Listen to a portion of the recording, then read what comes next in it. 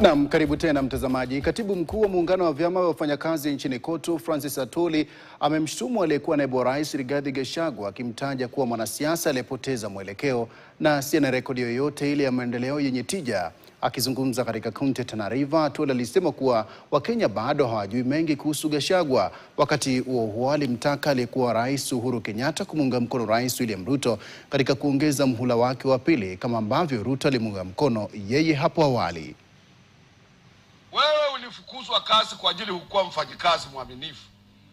Hukukuwa mtu sawa. Ulikuwa mtu wa ukabila. Unakuja kusema mimi hii ni watu yangu ya mlima.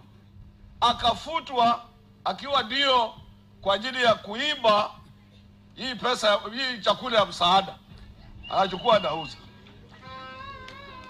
That record is there. So sasa wewe ukiambia watu vile wewe utatengeneza Kenya, vile wewe ni mzuri, wacha hiyo. Wakati wa multi-party democracy, watu wakipigania vyama vingi, alikuwa ndio Limuru.